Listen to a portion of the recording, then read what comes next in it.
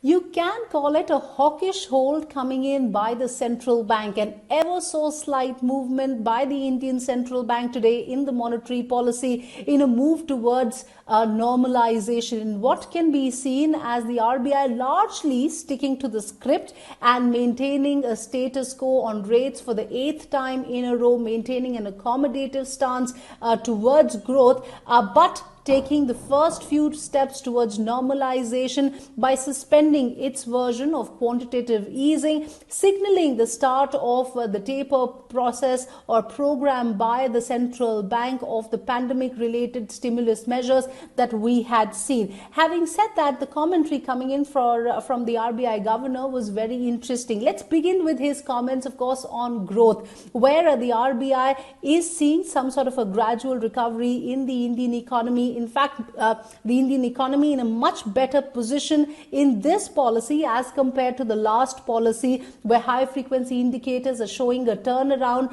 And what's of course quite heartening is the fact that we're seeing gradual revival in terms of investment activity as well. So investments are also taking shape, are holding ground, and which is why the central bank has maintained the growth and retain the growth estimate at 9.5% for this fiscal year. However, inflation is beginning to rear its head once again. The cost of various commodities are going up. The cost of crude oil is going up, from ships to containers, chips, everything seems to be going up. And that is one of the reasons that the central bank has said that they will continue to monitor inflation very closely, even as this CPI is going to be sticky at 5.3% for this year. Having said that, the other big event that of course was very important for the markets was the fact that RBI took its first few steps, an ever so slight movement, as I said,